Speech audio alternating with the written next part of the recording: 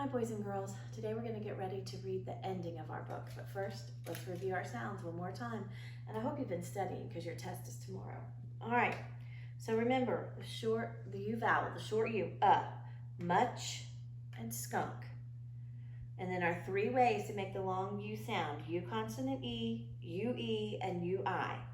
So huge, prune, flute, tube, cue, clue, fruit, and suit.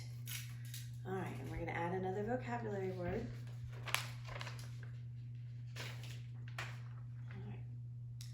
Remember, our first word that we had was native, and native means that you are from a place. Mesa is a flat-topped mountain in the southwest.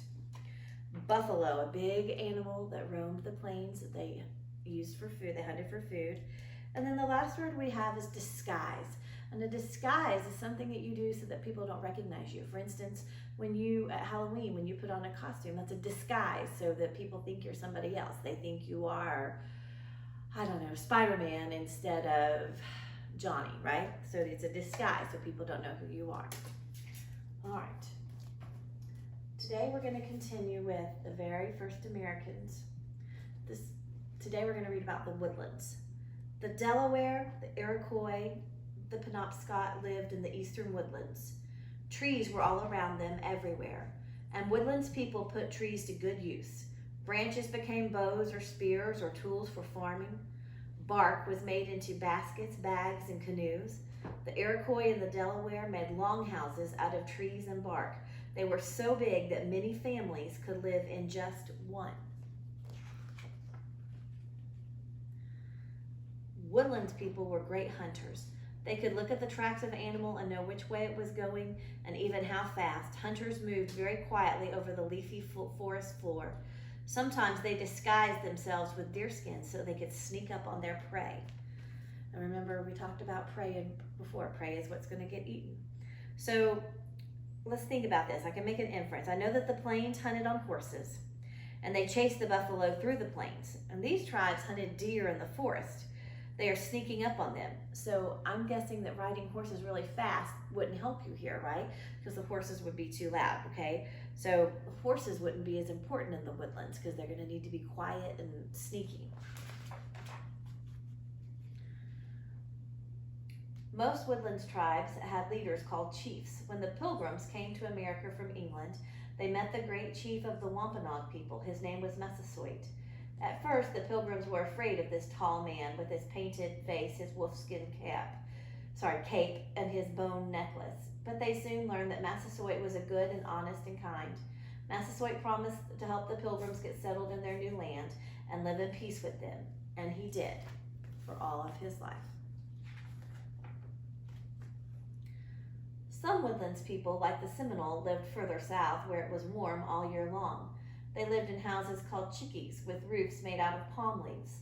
The sides of the chickees were open to let cool breezes in. The Seminole made bright-colored clothing and jewelry. The women sometimes wore hundreds of necklaces at the same time.